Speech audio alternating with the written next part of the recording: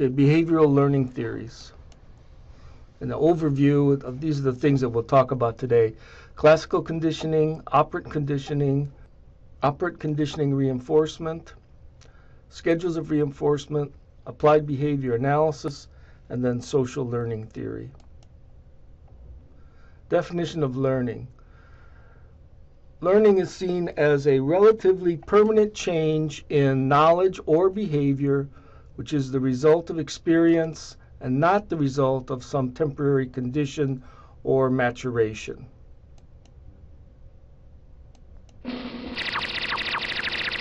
Classical conditioning is one kind of conditioning. Here are some terms then for classical conditioning: neutral stimulus, unconditioned stimulus, unconditioned response, conditioned response, and conditioned stimulus. Pavlov, he was the one who became famous by discovering this, and he actually won the Nobel Prize for his work in this area. Behavioral psychologists have come up with new views, not only of animal behavior, but of human nature as well. And these views all concern a process that we take for granted, learning, because we are all truly born to learn. Ironically, one of the most important figures in the study of learning, Ivan Pavlov, wasn't concerned with the subject at all, at least not at first. Pavlov, a noted Russian scientist, won the Nobel Prize for Physiology and Medicine in 1904. As this original footage shows, Pavlov was initially interested in digestion and the action of the salivary glands. By diverting the saliva of dogs into test tubes, he could precisely measure if and how much they salivated during digestion. When food was presented, the dog salivated quickly, an inherited salivary reflex. But over repeated testings, a strange thing happened. The dog salivated before contact with the food. Just the sight of the food was enough to stimulate their drooling. Then, just seeing the food dish, or even hearing the footsteps of Pavlov or his assistants, was enough to trigger this built-in reflex. What was going on to elicit this response? Pavlov decided to find out by systematically varying the stimuli and measuring the dog's reaction. Metronomes, lights, and bells were all used as stimuli, and they all worked as stand-ins for the food. What mattered was not the kind of stimulus that was used, but the fact that it reliably signaled that food was on the way. Pavlov had discovered a fundamental type of learning called classical conditioning. An original stimulus elicits an automatic unlearned response. Both stimulus and response happen naturally. They are unconditioned. Then a second, neutral stimulus that never elicits the unconditioned response by itself is introduced just before the presentation of the original stimulus.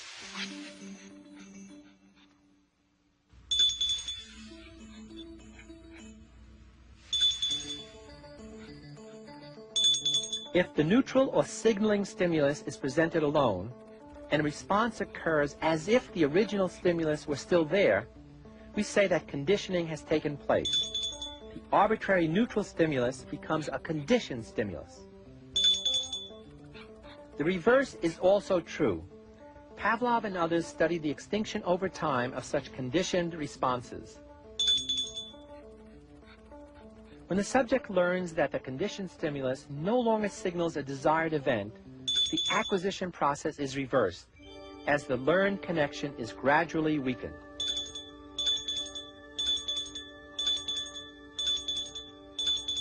Pavlov's work, and the work of those who followed him, led to a remarkable conclusion. And that is, any stimulus an organism can perceive is capable of eliciting any reaction the organism is capable of making. This means that virtually any sound, sight, or smell can influence the way our muscles tense or relax, our moods fluctuate, or even the way our attitudes are formed.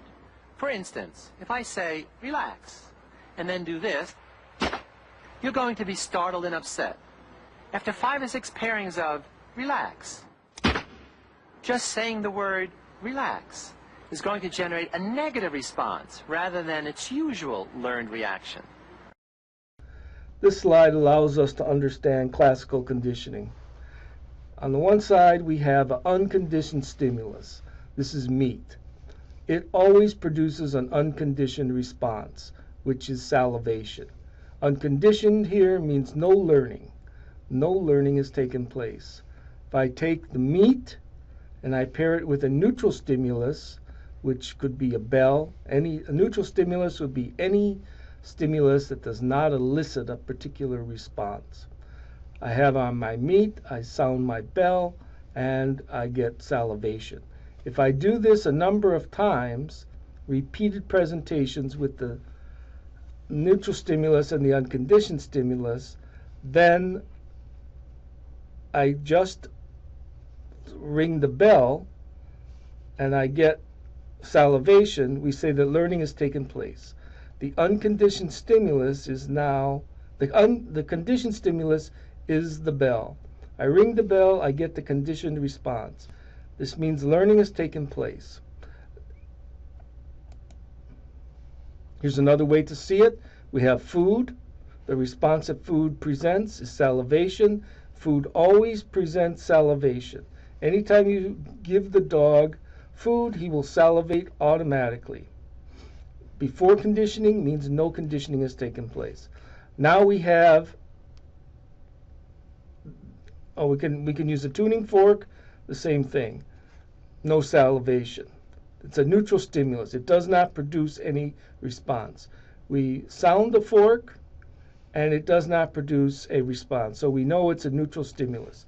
Now we present the fork, the tuning fork, and food at the same time, and salivation takes place. The reason the dog is salivating here is because he sees the meat.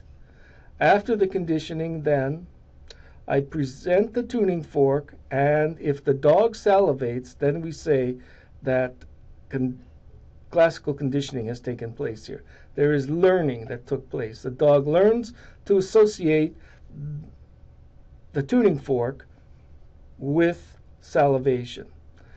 Well, again, why does he salivate here after conditioning? The reason is because he's anticipating meat being presented, and salivation helps in the digestion of meat. There's another way to look at it.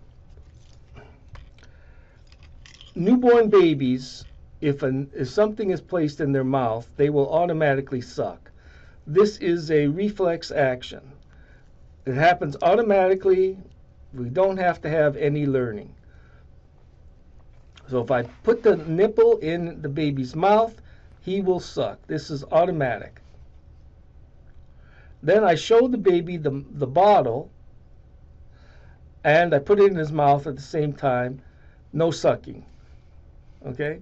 The bottle itself does not really elicit any particular response. It's a neutral stimulus. Now I show the baby the bottle and place the nipple on the baby's mouth. I do this a number of times. He sucks. He's automatically sucking. Again, it's reflex action. He doesn't have to learn it. Now I have the bottle with sucking.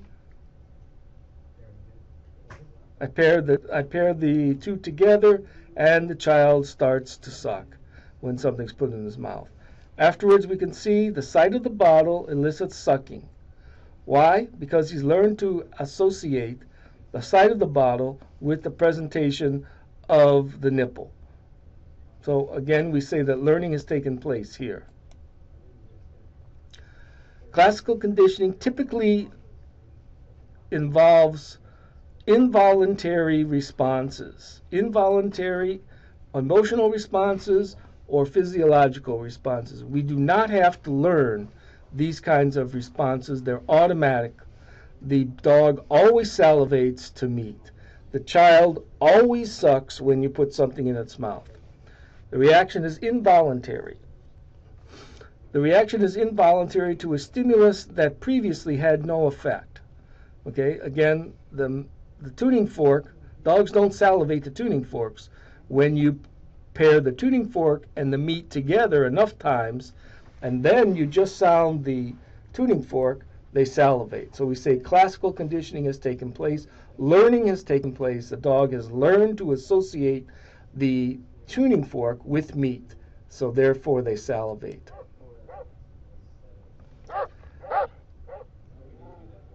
So we can say classical conditioning is involved with the automatic or involuntary response to a new stimulus.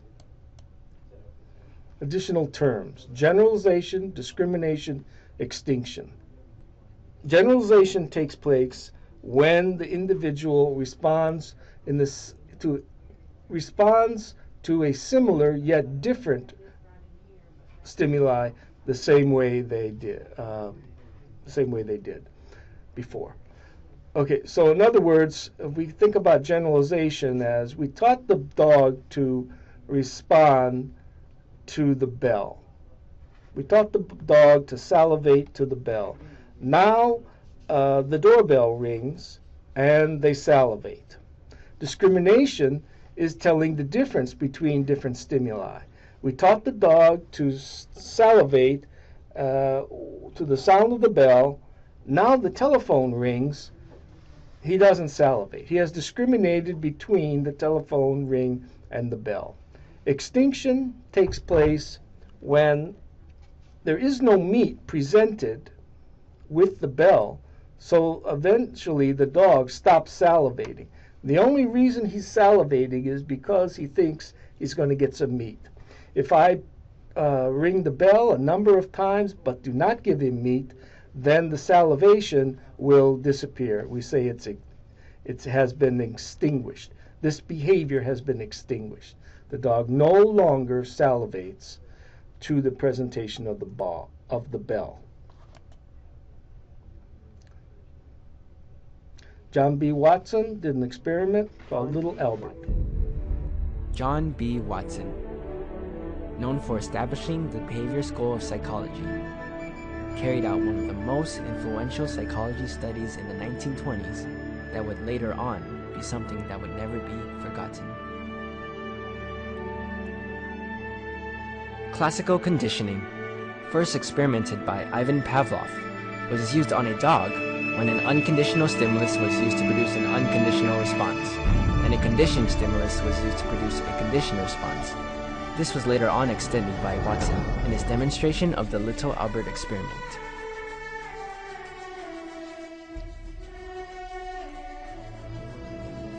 In Watson's experiment, a little baby Albert was used to be conditioned. He was born to a woman who was a nurse in the Harriet Lane Home of Invalid Children. Although raised in a hospital environment, Albert developed normally and was very stable. Ivan Pavlov was indeed able to condition a dog. Could Watson now do the same thing in humans? Now to the actual experiment itself. First off, Watson presented little Albert objects that he was not afraid of. Objects that Albert initially liked. These included fire,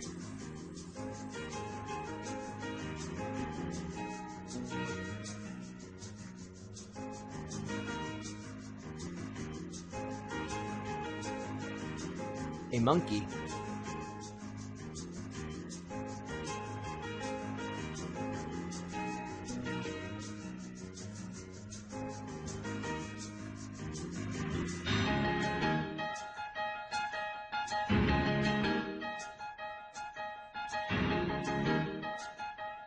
a dog,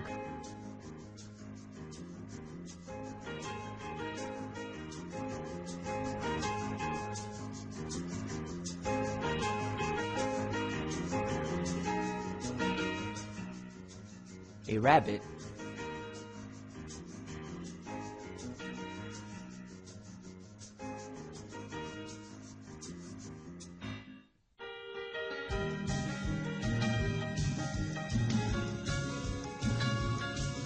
and finally, a white rat. Albert in particular liked the white rat. From all these clips, notice Albert's positive reactions. Now comes the conditioning. To start off the conditioning, When Albert reached to touch the rat, a loud bar was struck whenever Albert reached for the rat. Here, Albert first off fell forward and was startled, but he did not cry yet. But he reached for it for a second time and heard it, and then he started to cry.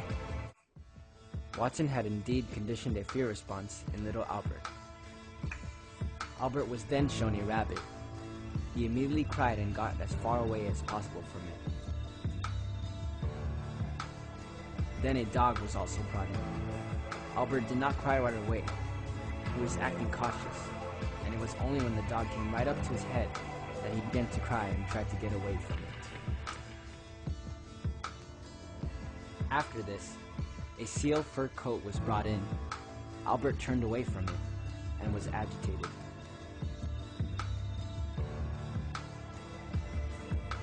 Then Watson used a Santa Claus mask, in which invoked an even more negative response by baby Albert. From the previous experience from the white rat, little Albert suddenly became afraid of familiar objects that had the same characteristics as the white rat. This phenomenon was known as generalization.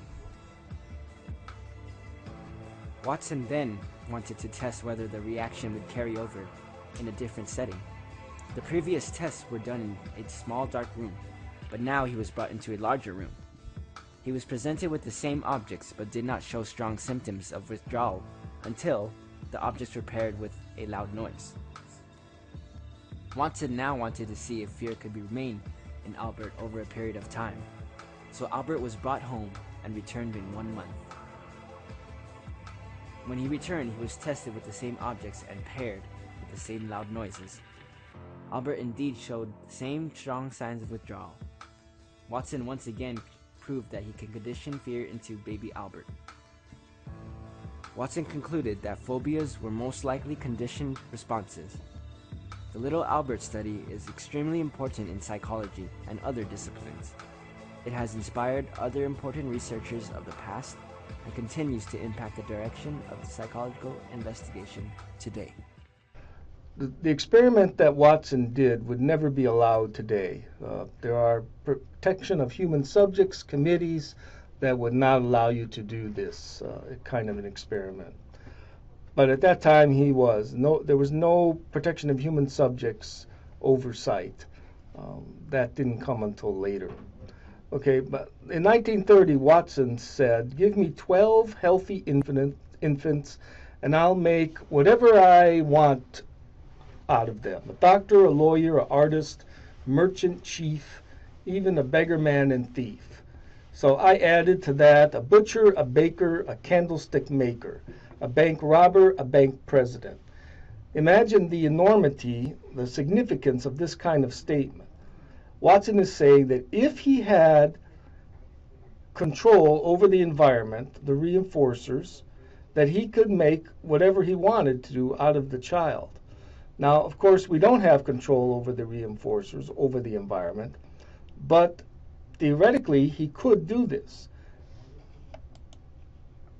Implications for teaching. Okay, first of all, we know that classical conditioning can affect the teaching and learning process. We know that emotional reactions can be learned through classical conditioning. And then finally, we know that attitudes can be learned in classrooms. So classical conditioning allows us to understand some of the difficulties that children may have in school and with learning.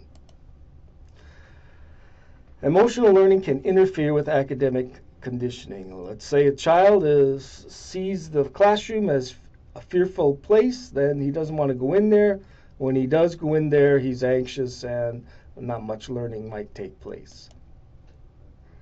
Okay, now classical conditioning examples.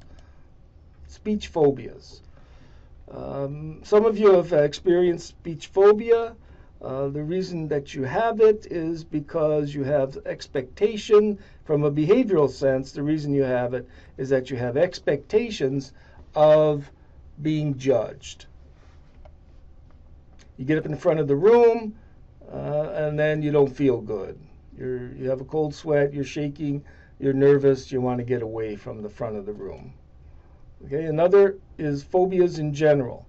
Anytime we experience phobias, most of the time, behaviorists can go back and look at your history of experience with that fear-inducing event or stimuli, and they can help you to understand why you have the phobia. Example, a little boy is locked in the closet for a couple hours. It's dark. He can't get out. He's worried. He's fearful. And finally he does. The mother comes home, lets him out. And then when he grows up, he doesn't want to get into elevators. Okay?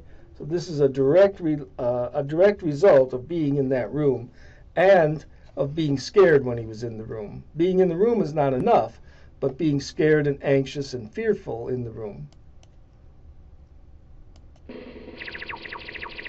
Operant conditioning.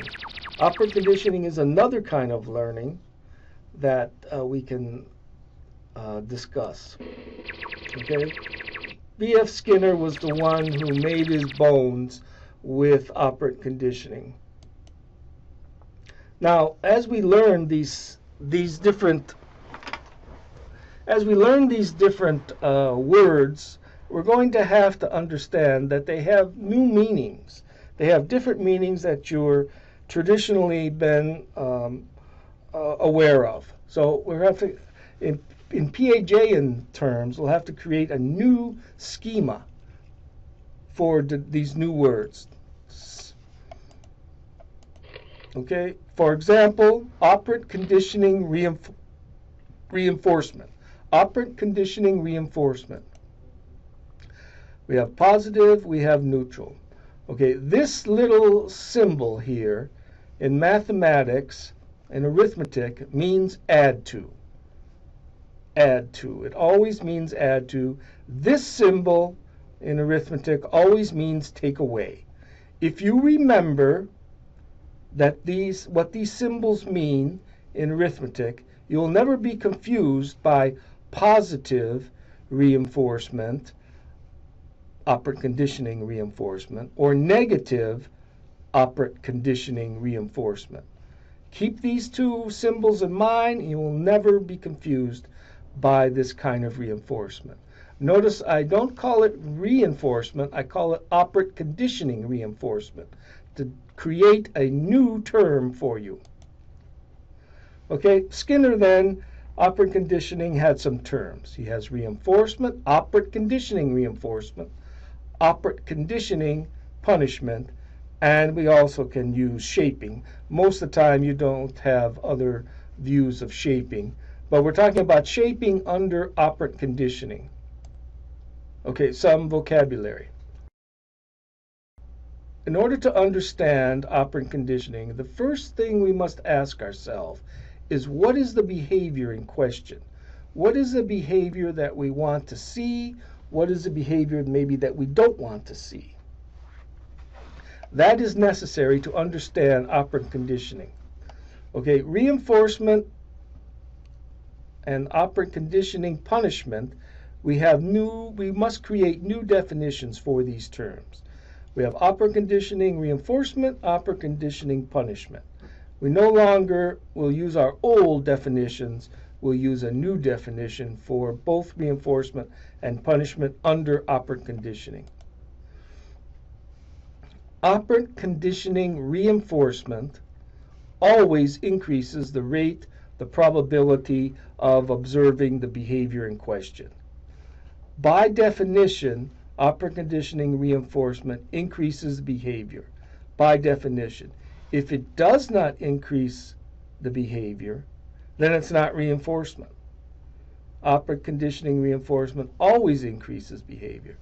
On the other side, operant conditioning punishment always decreases the rate or the probability of seeing the behavior. By definition, again, by definition, punishment decreases the behavior, operant conditioning reinforcement increases the behavior. Always, always, always.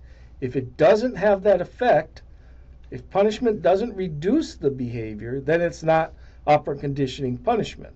We don't know what it is, but it's not operant conditioning punishment unless it decreases the behavior. operant conditioning reinforcement always increases the behavior.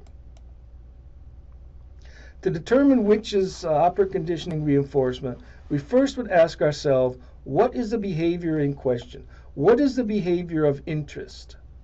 What's the behavior that we're interested in seeing or maybe not seeing?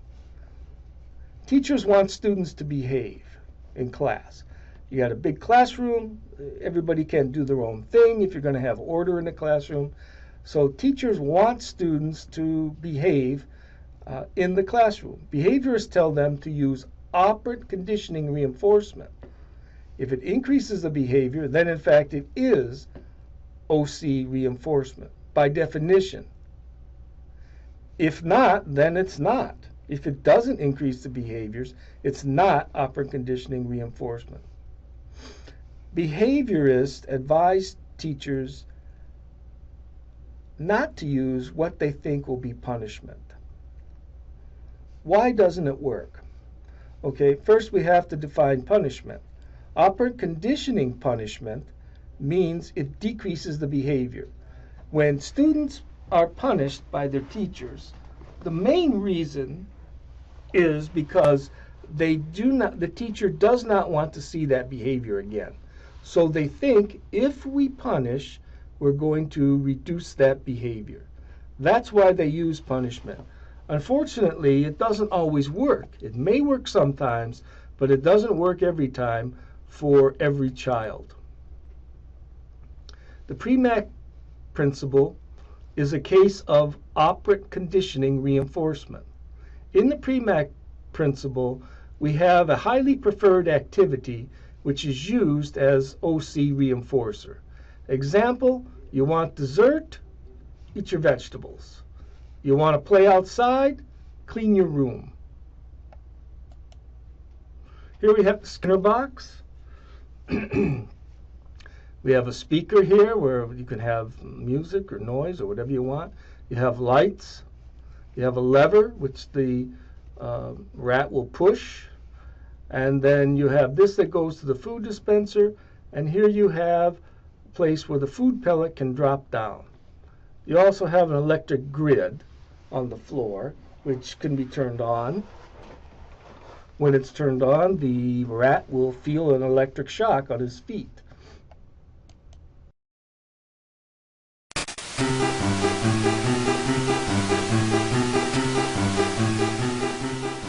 Hey, who wants to play Drink the Beer? Right here. You win! All right, what do I win? Another beer! Oh, I'm going for the high score. Well, actually, Charlie's got the high score. Hey, man, your clock won't flush.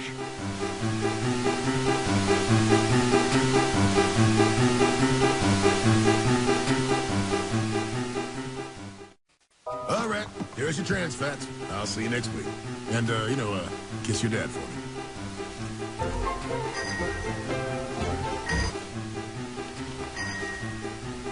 Well, my boy, tonight we feast. And this is for you, kiddo. A bunny! You've earned it. You're a first-rate smuggler. Oh, what a cute little bunny!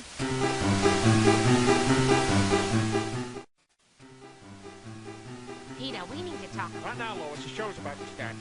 Brian Gumble, Greg Gumble, brothers, bike cops, Gumble to Gumble, beach justice. Lois, are you crazy? Yeah, me and Dad haven't missed a Gumbo to Gumbo yet. Well, you're gonna miss this one, young man. His report card came today. No more TV until your grades improve. Now get upstairs and study.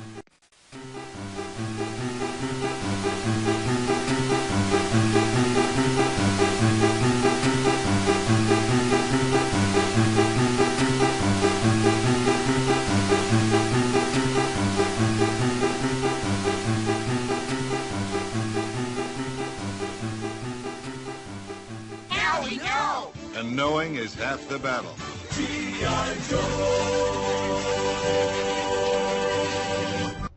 Okay, once again we have positive and negative reinforcement. Positive reinforcement is something that adds to the situation and increases behavior. In negative reinforcement, we remember that it's negative in that it takes away from the situation and it increases behavior. Negative reinforcement does not mean I like it or I don't like it. My view of it has nothing to do with how we classify it as positive or negative reinforcement. It's positive reinforcement because it adds something. It's negative reinforcement because it takes something away. So she took away the television and she's expecting that the grades are going to increase. If that works, then it is negative reinforcement. If it doesn't, we can't say that it's negative reinforcement. Okay, examples of positive reinforcement are praise, attention, and rewards. Again, it doesn't matter whether I like what the reinforcement is. The effect that it has on the behavior and the fact that it's added. Negative reinforcement, again, is something that's taken away and it increases the behavior. Sometimes we see that, many times we see adverse stimuli is used in negative reinforcement, but not always. It doesn't have to be something adverse. Again, the negative doesn't mean I don't like it. It means something's taken away. Okay, here's our Skinner box. We have our rat inside, and we can have an example of positive reinforcement. We put the rat in here. The rat runs all around. Eventually, he bumps the bar, and some food comes down with a food pellet. Okay? We take the rat out. We put him in the next day. He runs around, bumps the bar, food pellet. By the third day, we take him, and he runs directly to the bar, bumps it, and then we see the food pellet. Now, that is positive reinforcement. What is added to the situation? The food pellet. Okay? Now, we can use the same apparatus to test negative reinforcement. Yeah, I put the rat in the Skinner box, and I have this grid floor, and there's a small electric charge being put through the floor, so the rat perceives that as somewhat painful. He runs around trying to get away from it. Eventually, he bumps into the bar. What happens? The electricity is turned off. So here's an example of negative reinforcement. The rat hits the bar, the grid, electricity goes off. What's taken away? The electricity. The electricity is the thing that's taken away. That's why we say it's negative reinforcement. What increases? Bar pressing. Bar pressing is the behavior that increases. I put the rat in on day 1. I take him out. I come back day 2. Put the rat in. There's electric grid. He's getting a shock. He runs around. Doesn't take very long before he manages to hit the bar. What happens when he hits the bar? Electricity is taken away. Bar pressing has been increased. By the third day I put him in, he runs right to the bar and pushes it, and of course electricity comes off. We say that negative reinforcement has taken place. The behavior in question is bar pressing, which has increased. The thing that's taken away is electricity. Now, let's say for some reason that the shock isn't enough to cause the rat any kind of pain, and so he just walks around and he doesn't try to get away. He's not running away from it. And so we don't see any bar pressing, so we can't justify calling this situation negative or positive reinforcement. So by definition then, positive reinforcement adds something to the situation that tends to increase a behavior. Negative reinforcement takes something away, which also tends to increase the behavior in question, bar pressing. Remember, it doesn't matter if I like the electric grid or don't like the electric grid. If I press the bar and the behavior increases, then it's positive. Something's added, it's positive. If I press the bar, take it away, it's negative reinforcement. Today we're looking at a form of operant conditioning utilizing negative reinforcement. All forms of psychological research must identify some of the essential components of that research, such as the organism, the person or animal that is being studied, and the response of that organism, behavior. And then we have to look at a stimulus. In other words, some change in the energy of the organism's environment that the organism can perceive. This is the basic relationship that we're looking for: a stimulus, an organism, and a response. Operant conditioning uses reinforcement. That's what distinguishes it from classical conditioning. The reinforcer is a type of stimulus that the organism is going to perceive from the environment. That stimulus can be called negative or positive. But either way, what really happens is this kind of relationship. An organism emits a certain response, and then something changes in the organism's environment. Either something is provided, like food, or something is taken away, like pain. And that's a reinforcer that makes the organism more likely to emit the same kind of response in similar situations in the future. Now let's talk about the difference between positive reinforcers and negative reinforcers. Positive reinforcers provide a reward. And the best example of a positive primary reinforcer would be food. A positive secondary reinforcer would be money. Both food and money are rewards that are provided to the organism for emitting a certain kind of response. Negative reinforcement eliminates an aversive stimulus, something that the organism does not want to happen, such as pain. Our research today is going to use the organism of a dinosaur. Specifically, this is Godzilla's granddaughter, Gigi. And what we're going to be doing here is we're going to be applying an aversive stimulus. Now, I remember from the movie Godzilla that an aversive stimulus for this kind of dinosaur is electricity. So I have my special zapper here. You can see the little light go on whenever the electric field is active. Well, how do we get the dinosaur to get on our grid? Let's put the dinosaur's favorite food on the grid. And then the dinosaur will get used to sitting on this particular grid. And again, from the same movie, you might recall that the favorite food of this kind of dinosaur is a Japanese policeman. So here we go with the favorite food, and Gigi's coming, and she's going to eat the favorite food here. Ah, yes, there it goes. And after she's consumed that meal, she's going to just sit on this favorite location in hopes of maybe getting more food. But wait a minute, here comes the electricity. And Gigi starts dancing like this, and then we turn it off. So what's going to happen in the future is we're going to see a kind of negative reinforcement take place.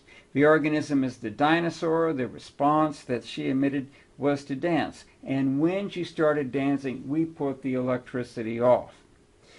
The termination of that aversive stimulus is the negative reinforcement. Now you might think of an electric shock as punishment, and you're right. But the termination of the aversive stimulus, that is the negative reinforcement.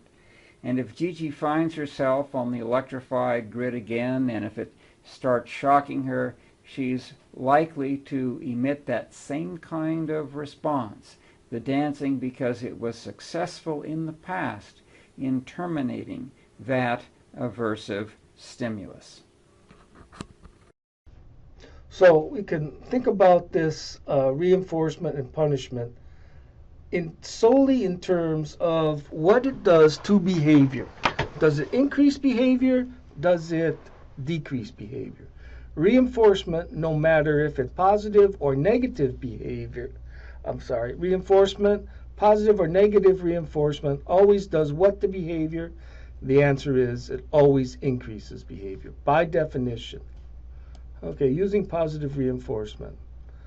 One of the things we can do is set up consequences for appropriate behavior and for undesirable behavior.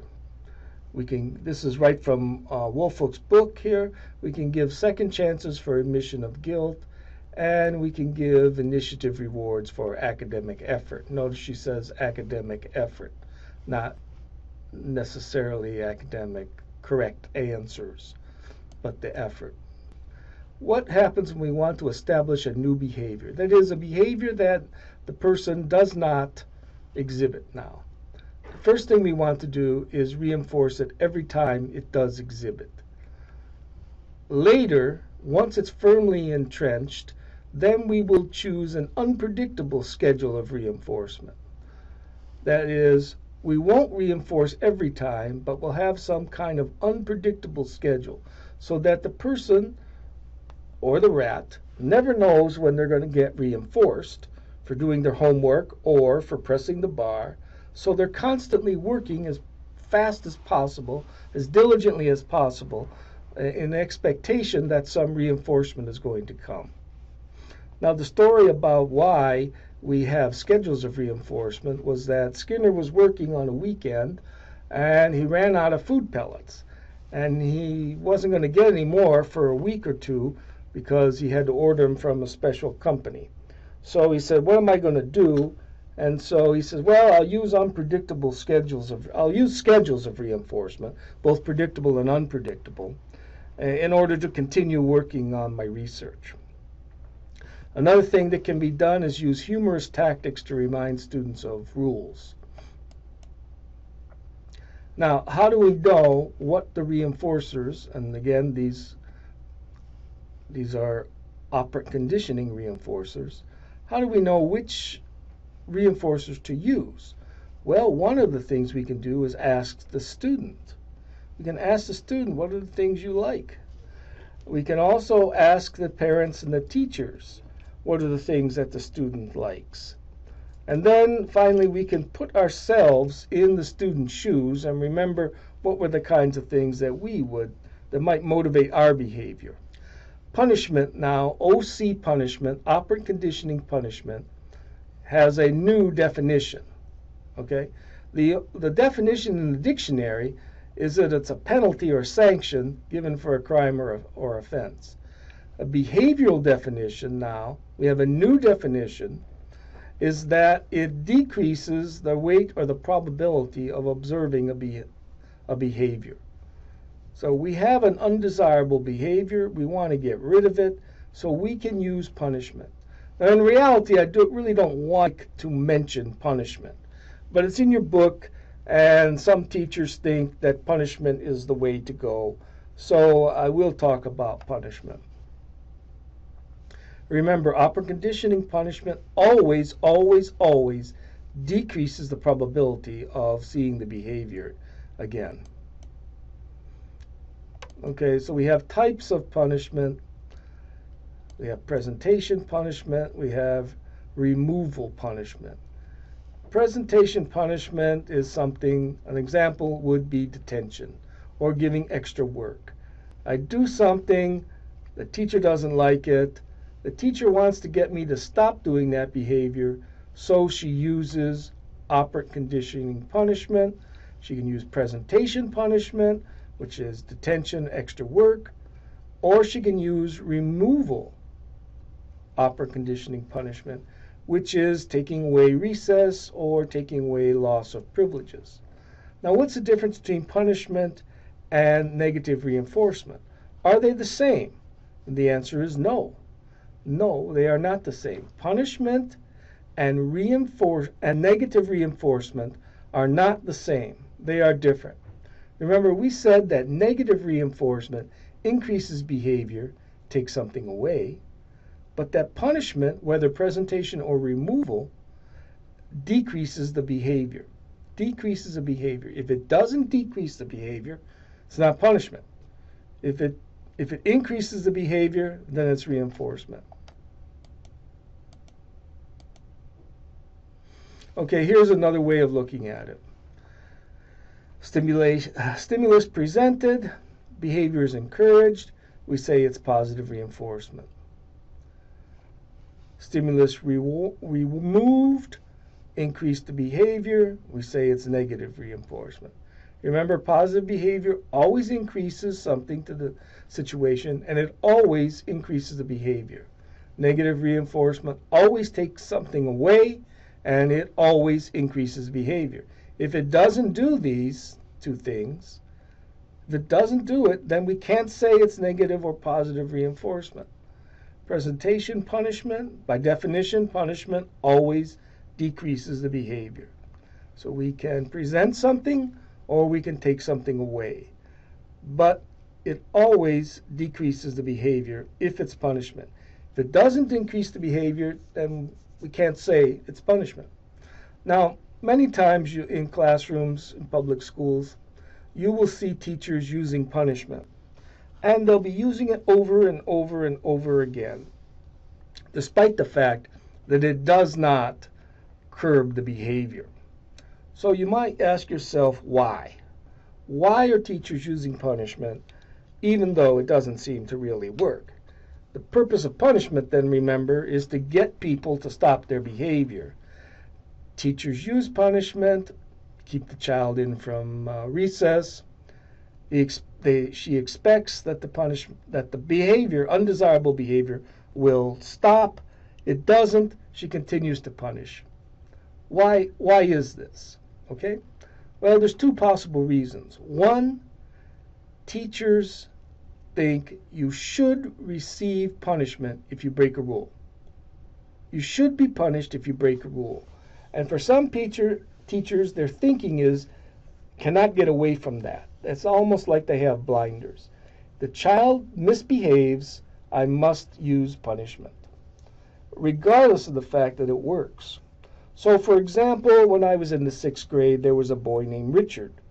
And the male teacher had one of these big fraternity paddles. And he used to use that paddle whenever people misbehaved. Now, it was mostly the boys, right? And it so happened that Richard was misbehaving often, so that he had the record for being hit with the paddle in the 6th grade. Nobody could even come close to the times he got hit. I, on the other hand, got hit one time. One time was enough. I stopped misbehaving, and so for me, it was operant conditioning punishment. Because I got something, it stopped the behavior. It decreased my inappropriate or undesirable behavior. Richard, on the other hand, it didn't. So, in fact, you might think that getting hit with the paddle was a punisher, but in fact, it was positive reinforcement. Because not only did the behavior not disappear, it actually increased. For me, it was punishment. For him, it was reinforcement. Now, I'll give you another example of this. When I was a school psychologist, I worked I had 5 schools, and one of the schools I knew the principal. The principal and I used to ride our bikes in the morning before school every day. So I knew him pretty well. And so he had a boy, we'll call him Johnny. He had a boy named Johnny, and Johnny was mentally retarded. Now, I know some of you don't like this term, but he had a very low IQ. His IQ was in the 60s. and he had the adaptive behavior. He actually had been in special ed since kindergarten. He's in the 5th grade now. So the teacher is reporting to the principal that Johnny says dirty wordies on the playground, right? So the teacher can't tolerate this. How does the teacher find out? Well, the other kids come and tell her. So every time this happens, after recess, he's sent to the principal's office to get paddled. This principal has the same kind of paddle that they had when I was in the 6th grade. Okay, he whacks the child, and what is he expecting? He's expecting that the behavior, undesirable behavior, saying bad words on the playground, is going to decrease. In fact, it doesn't decrease. According to the principal, it seems to be increasing. He calls me on the phone. He says, I've got Johnny. I've been whacking him. He still doesn't stop saying the bad words on the playground. I don't understand it. What should I do? I says, okay, stop hitting him. I'll come and I'll work with him. So I went over to the school and I talked to the boy, I talked to the principal, and I talked to the boy's mother. Now, of course, the mother knows this is going on. She's very unhappy about it. But apparently there's not much she can do. She was actually a teacher in the 3rd grade in another school. So she's not very happy. The principal's not happy either because he doesn't want to be whacking the boy every day. The teacher's not happy because she doesn't want to be sending the boy to the principal's office to get whacked. So I talked to the boy and I found out that what happens is the other boys on the playground call him words, right? They call him undesirable words. Like they call him Tardo, they call him Four Eyes, and they call him other things, right? So I found out, in addition, that they used to call him these bad words, and they used to stand close to him.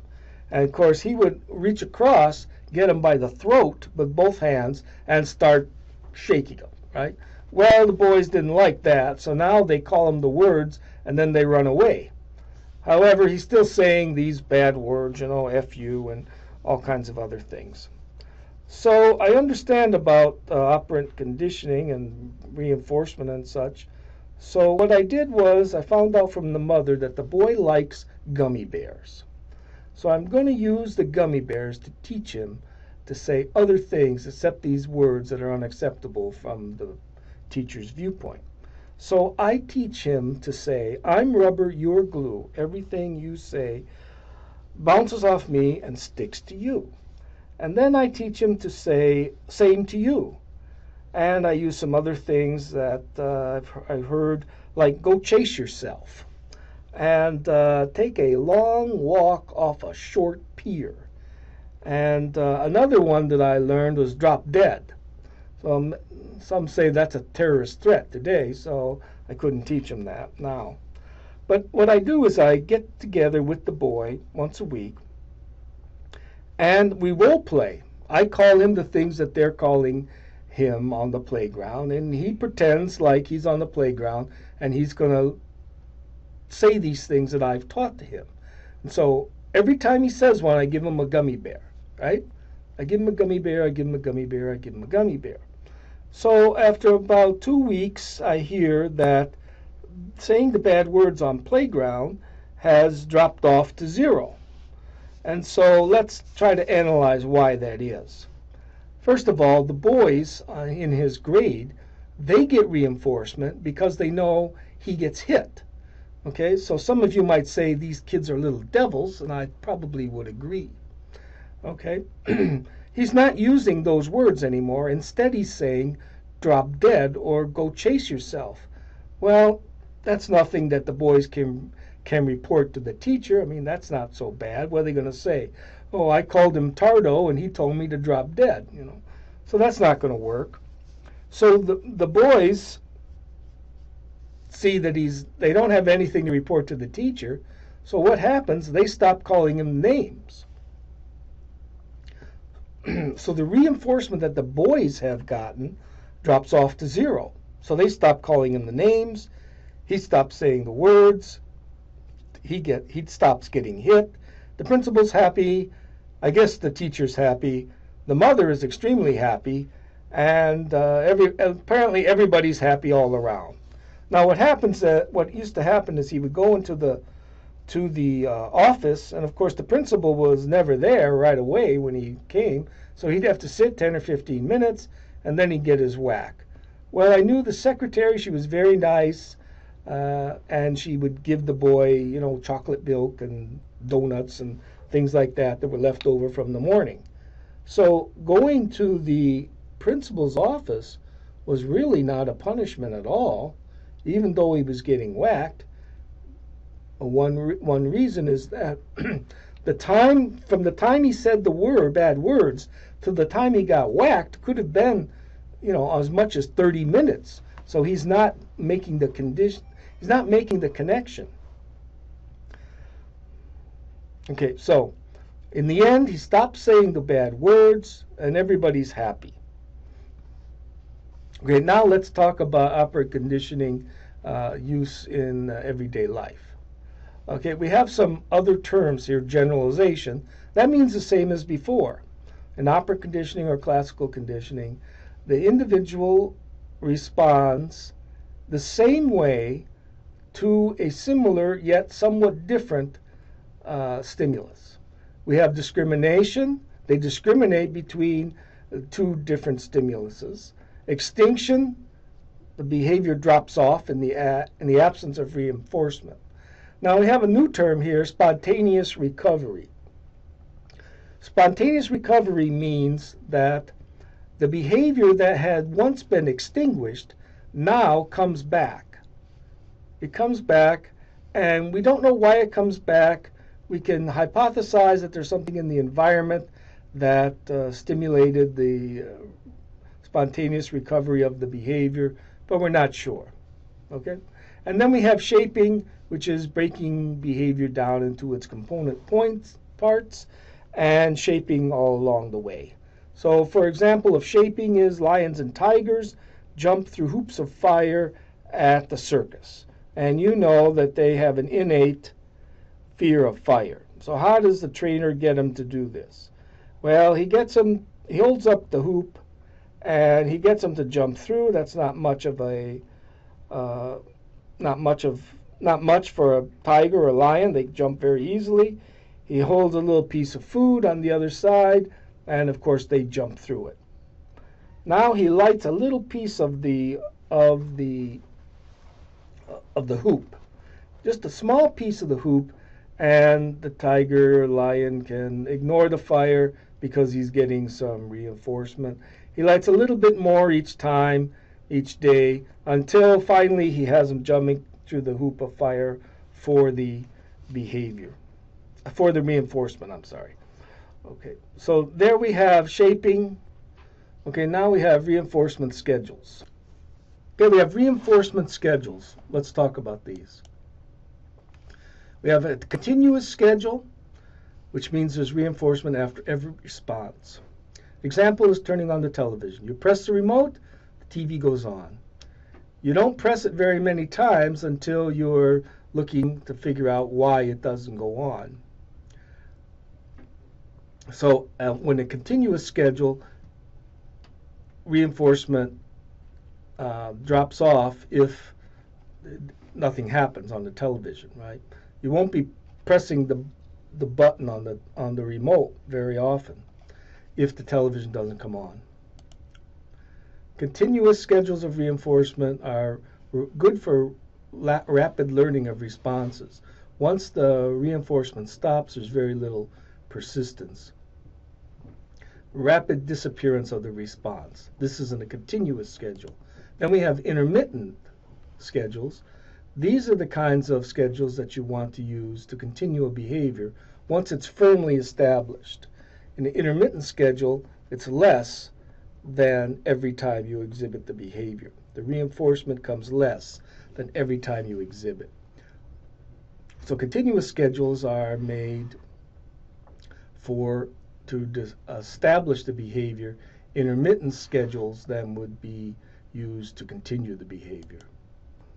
We can have schedules that are based on interval or ratio. Interval is time. It's a time period. It's a period of time that you can measure with a stopwatch or some other instrument. You have to be able to measure the time in interval schedules. Ratio is there is a ratio of behavior to reinforcement. You have to do the behavior so many times within the time. Well, you have to do the behavior so many times in order to get reinforced. So now we look at the four schedules. We have fixed interval, variable interval, fixed ratio, and variable ratio. Now remember I said that interval schedules have to do with time, a measurement of time. Ratio schedules are some kind of ratio between the behavior and getting reinforced. Fixed means it doesn't change. Variable means it does change. So in a fixed interval schedule of reinforcement, an example would be 30 seconds. The interval is 30 seconds. If you exhibit the behavior within that 30-second time period, you get reinforced. It's fixed. It does not change. Every time you do it in a 30-second interval, you get reinforced. Variable interval means you don't know what the time period is going to be, or it's changing all the time. So it could be 3 seconds one time, then 5 seconds, then 30 seconds, then 20 seconds. It's constantly changing, and it's constantly changing in a random way. Fixed schedules means they don't change. They're the same. So in a fixed ratio schedule, I have to exhibit the behavior so many times in order to get paid, in order to get the reinforcement.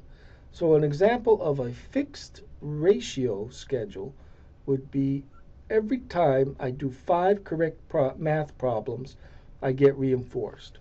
I do 5, I get reinforced. I do 5, I get reinforced.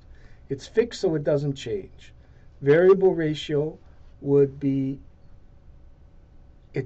I would do the problems correctly, but it changes all the time. I don't know how many times I'm going to have to do the problems correctly before I get reinforced. An example then is fixed interval. Fixed interval says it's fixed so it doesn't change. It's interval so it's a time period. I have to be able to measure the time period. It could be a week, it could be a day, it could be 30 seconds. So in a fixed interval schedule, behavior is rewarded after a fixed time period. Okay? Every day the mailman brings the mail. Okay? Every day the mailman brings the mail. That is a fixed interval. It's fixed because it doesn't change every day. It's interval because 24 hours is a day. So what happens in a fixed interval schedule? In a fixed interval schedule, I know when the behavior is going to be reinforced. So I'm working very hard right before the reinforcement is giving, and after it's giving, I drop off until I'm getting close to the time interval, then I do it again. So every day at 10:30, the mailman delivers the mail, and so right before 10:30 I'm out there, I'm opening up my mailbox, I'm getting the mail out. So it produces a scalloped effect. So behavior increases right before reinforcement, then drops off a little bit, and then increases right before I have the reinforcement. I know when it is, so therefore I'm working very hard right before it's given, the reinforcement is given. Variable interval. I never know when I'm going to be reinforced, so I'm working hard all the time. I never know when I'm going to have a test on my math problems, so I'm always ready to do the quiz. An example is pop quizzes then. We never know when we're going to get tested, so we're busily working. Variable interval schedule, slow, steady rate of responding, little pause after reinforcement. When the reinforcement stops, you have great persistence. The reason you have persistence is because the person never knew when they were going to get reinforced, so they were busily working all the time. Variable schedules produce high persistence. Variable schedules always produce a high rate of persistence. You never knew when you were going to get reinforced, so you're always working very hard. Fixed ratio then is reinforcement is given after a fixed number of responses. I always know when I'm going to get paid because it's fixed. I have to do so many sweaters in order to get paid. What happens if I work in a sweater factory and I stop getting paid? Well, then the production of sweaters drops off very quickly because I'm used to getting paid. If I don't get paid, I stop working. How many will be going to work if they don't get paid anymore? Not many of you. Fixed ratio then has rapid response. There's a pause after reinforcement. Then right before the reinforcement is going to come, we have diligent working. Once the reinforcement stops altogether, we have little persistence. We knew when we were going to get reinforced. When we don't get reinforced, we drop. We stop doing it. Stop doing the behavior. Variable ratio, again, reinforcement after a varying number of responses, but it's variable, so we don't know. We don't know how many times we're going to have to produce the behavior in order to get reinforced. An example is slot machines, one-armed bandits. You never know when you're going to get paid, so you just keep putting those quarters in, or those dollars, until you hope you get paid. Variable ratio, all variable schedules produce high persistence in the absence of reinforcement. So in the variable ratio schedule, very high response rate, little pause after reinforcement. When reinforcement stops, we have the greatest persistence. Greatest persistence, it drops off gradually. Why? Because I never knew when I was going to get paid, reinforced, so I'm always working diligently trying to do it, trying to get reinforced. Reflection questions. What's the difference between punishment and negative reinforcement? The difference is that punishment seeks to decrease behavior. Negative reinforcement increases behavior. By definition, punishment always decreases behavior. By definition, negative reinforcement always increases behavior. It doesn't matter if I like it or you like it. It only matters the effect that it has on the behavior. What schedule of reinforcement is best for building persistence? And that is a variable schedule. Variable schedules are always best for persistence in the absence of the reinforcement because the individual never knew when they were going to get paid, when they were going to get reinforced, so they're always working very diligently. What happens when all reinforcement stops? Then the behavior drops off. If all reinforcement stops, the behavior drops off. However, all reinforcement may not stop. For example, if I start doing my homework in school, and I had a variable schedule of reinforcement, we hope that natural reinforcers in the environment might take over so that Johnny does his homework because, one, his parents like to see those grades, high grades that come home. Other kids in school see the high grades and they say, oh man, Johnny's so smart. The teacher likes to see them because she feels good the teacher's teaching something. The boy likes to see him because he likes the reinforcement that he gets from producing good high grades. Okay, shaping or successive approximations. Shaping is when the desirable behavior is broken down into its component parts and then each part of the behavior is reinforced. So we end up then with a larger set of behaviors that that we want to see. Okay, so for example,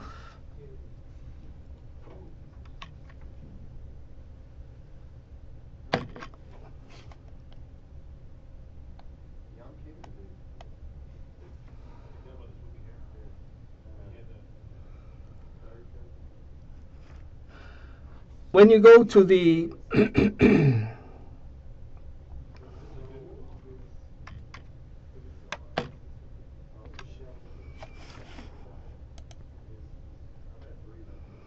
well, I think I messed this up here. Hey, Jeremy. Yes, sir. Am I recording now? I can't tell. I pressed Control. Oh, Control Shift F9. Okay, before this was a mistake, so we'll start at this slide. It says shaping or successive approximations. So on 3 then. 1, 2, 3. Shaping or successive approximation is a way to get the behaviors that you want by breaking the behavior down into its component parts. So, for example, when you go to the circus, you see lions and tigers jumping through hoops of fire. Now, you know that the lions and the tigers have an innate fear of fire. So how does the trainer get them to jump through the hoop of fire? Well, the way he does it is that, let's stop there. Okay, continue on 3. The way that he does it, okay, continue on 3. 1, 2, 3. The way that the trainer gets the lion to jump through the hoop of fire is first he gets him to jump through the hoop, and he has a little treat on the other side for him. That lions and tigers jump rather well, and so that's relatively easy. Then he lights just an inch or so of the hoop, it lights about an inch or so, and then he gets the lion or tiger to jump through it because he has some treat on the other side, and he increasingly lights more of the hoop, and each time reinforces the tiger for jumping through, until that he has the whole thing and they're able to jump through it. They kind of conquer their fear of fire, I guess.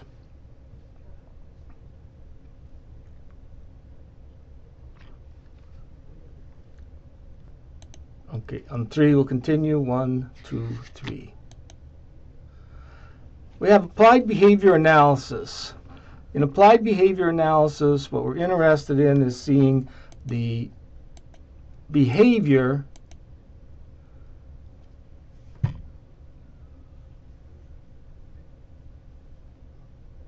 okay, let's stop.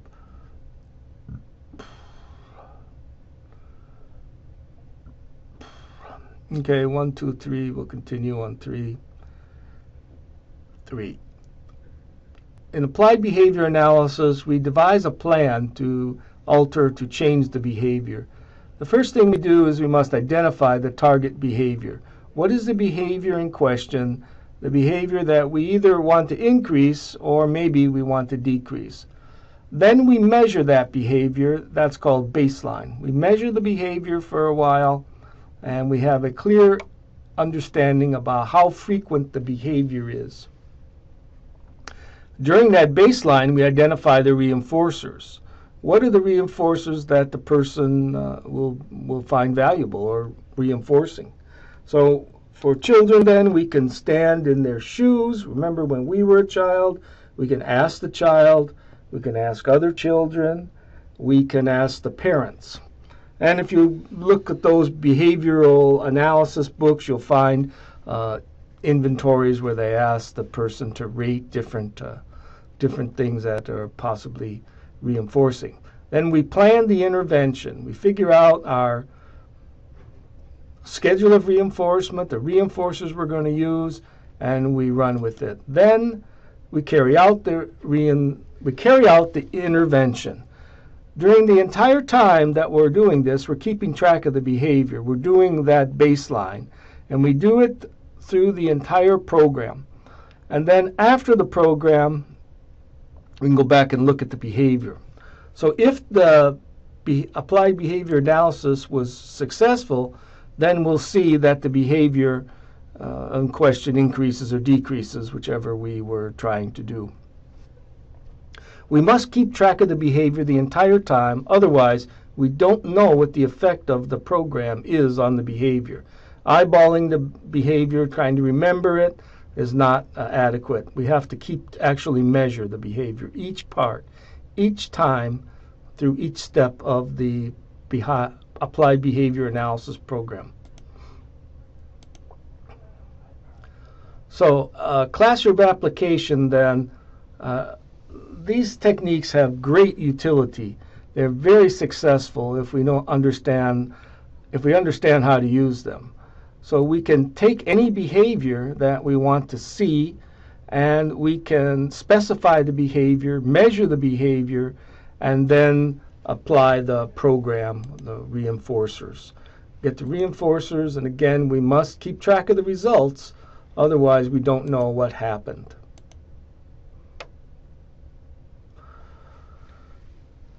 Okay, so what's positive reinforcement? Positive reinforcement is anything that comes after a behavior is admitted that tends to increase the probability of that behavior. Positive reinforcement doesn't mean I like it or you like it. Positive reinforcement means it's something that's added to the situation and that it increases behavior. Negative reinforcement, on the other hand, is something that takes away from the situation and that increases behavior. If it doesn't increase the behavior, then it's not negative reinforcement, it's something else.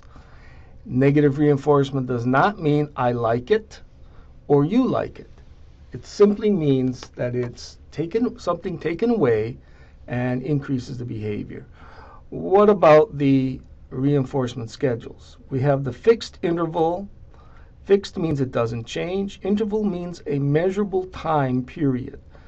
Fixed interval would be every 10 seconds, or every week, or every hour.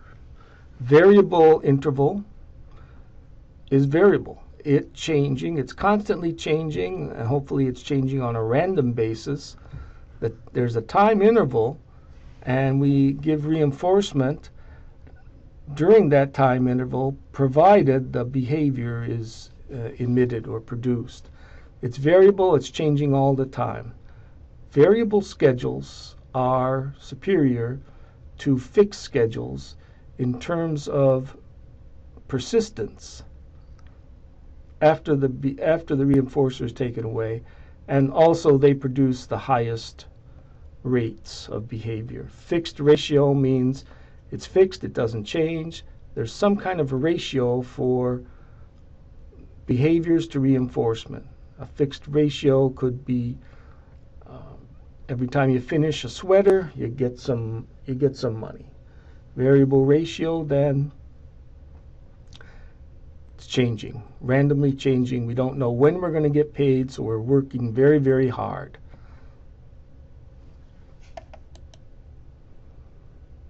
Okay, now I don't like to talk about punishment, but teachers like to hear about punishment. Punishment has major disadvantages because people don't like to be punished. It increases their anger or aggression, and it may work in the short term, but it's not helpful for the long term. Now I know many of you would debate that, but I would say let's look at the research. What does the research say about punishment? Teachers like to use punishment. There's a number of reasons why I think they like to use punishment.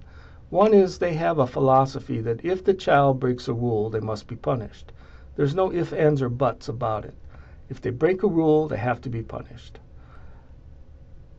Another reason is because it makes them feel better. If you give punishment to the child, it makes them feel better. It makes the teachers feel better. Okay, so there's removal and There's something is removed or something is given. So this slide allows us to break that apart. Okay, so if stimulus is presented and behavior is encouraged, we say that's positive reinforcement. Examples are praise and reward. We want to encourage the behavior, but we want to take something away, so that's negative reinforcement. An example is you avoid losing points. Under the punishment side, then, we have behavior is suppressed. We have something given, so we call that presentation punishment. Detention, extra work are examples. And then finally we have removal punishment. Something is taken away and behavior is suppressed. Examples, loss of research, and you're grounded. Now, if punishment works, we're not going to have to do it very many times. If you find as a teacher that you're keeping the child in at least once a week from recess, then I would say that it's not working and go on and try to do something else. Another reason that I don't really like to talk about punishment is because it's much easier to get students to do things than to get them to stop doing things. So it's much easier to get them to behave than to get them to stop misbehaving. Now this may sound complex, but the example is if the child is jumping up out of their seat and talking out of turn and yelling things out, it's much easier for you to get them to do something that's incongruent than to get them to be quiet. So what you do then is you reinforce them when they are sitting in their seat, and you try to ignore them when they're not. Again, it's much easier to get people to do things than to get them to stop doing things. Observational learning, this is Bandura. He is interested, he did we'll talk about it here. Let's stop now.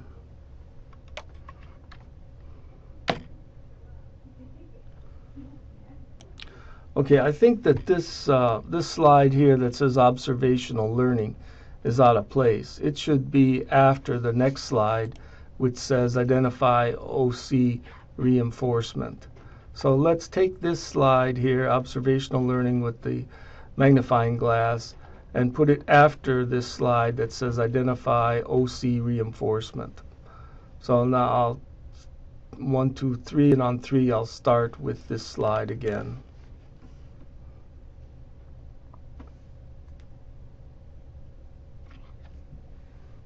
Okay, let's start with this slide, identify OC reinforcement. So how are we going to identify what we mean by reinforcement? First of all, we need to choose the behavior in question. What is the behavior of interest? Behaviorists tell teachers to use OC reinforcement. The reason they do is because it's easier to get people to do things than to get them to stop doing things.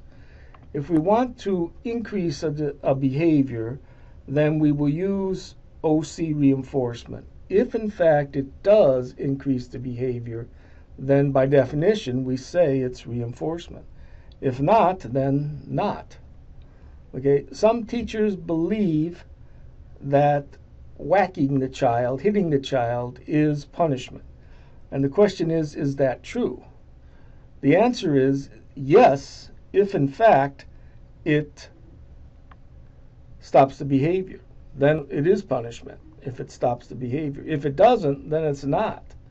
And so this is hard for some people to understand, and that's why I say you need to come up with a new schema for OC reinforcement and OC punishment. Operant conditioning reinforcement, by definition, increases behavior. Operant conditioning punishment, by definition, decreases behavior. So some parents or teachers may not understand that what they're doing may inadvertently reinforce the behavior that they want to get rid of. And so it doesn't make sense that if you whack a student, he's going to do the behavior that got him whacked more, but then we never said that it made sense. It's only the effect that it has on the behavior. Whether I like it or don't like it is irrelevant. What matters is the effect that it has on the behavior. So Bandura then did the social learning thing, and he did an experiment in the early 60s, which came to be known as the Bobo doll experiment. And what he was interested in was aggression. He postulated that, it was a common idea that people see people doing aggressive acts and they copy their behavior. Now this, even at that time, this study was somewhat controversial because, mainly because of the conclusions that he came. Today it would be criticized on ethical grounds because theoretically you're training children to be aggressive. Are you really training them to be aggressive? Well, that's something we won't be able to resolve here. The result of the experiment is that it changed modern psychology. It was both applauded and criticized, the experiment. But it was credited with a shift from pure behaviorism to what we call cognitive psychology. In other words, these experiments were tremendously influential in psychology and specifically in behaviorism. And of course, they made Bandura nearly a household name. Certainly, he became extremely famous based on these experiments and things that he did later.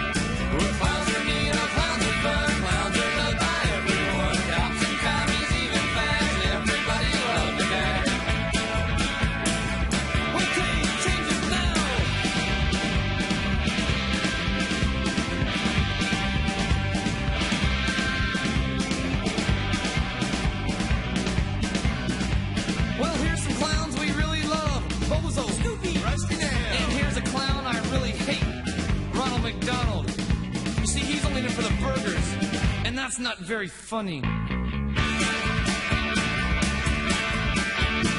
saw a clown in the mall today. My brother tried to run away. They get no respect being served in bars, no matter how many friends they can fit in their cars. Well, clowns are neat, clowns are fun, clowns are loved by everyone. Cops and Tommies, even fast, everybody loves the guy.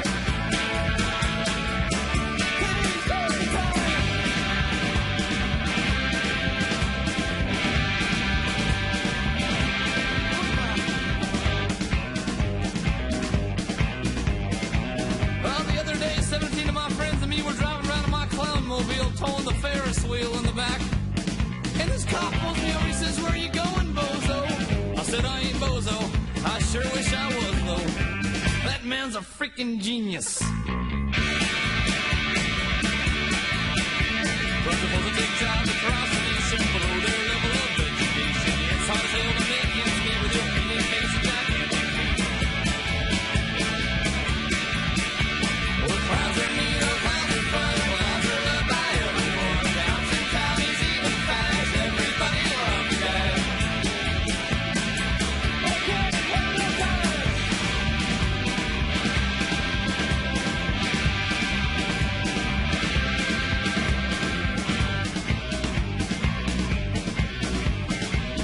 I was sitting in the bar having a drink, and this clown walks in, and he walks up to the bartender, and he says, "Bartender, give me a treat board." Bartender looks at him and says, "Well, what's in a treat board?" Clown says, "Plebo books and cigars." Clowns are neat, clowns are fun, clowns are loved by everyone. Cops and Tommies, even fags, everybody loves the guy. Well, clowns are neat, clowns are fun, clowns are loved by everyone. Cops and Tommies, even fags, everybody loves the guy. Well, clowns are neat, clowns are fun, clowns are loved by everyone. Cops and Tommies, even fags, everybody loves the guy. Last verse, second is the verse. I can do the verse in 10,000 words. Clowns are neat, clowns are fun, clowns are loved by everyone. Cops and Tommies, even fags, everybody loves the guy.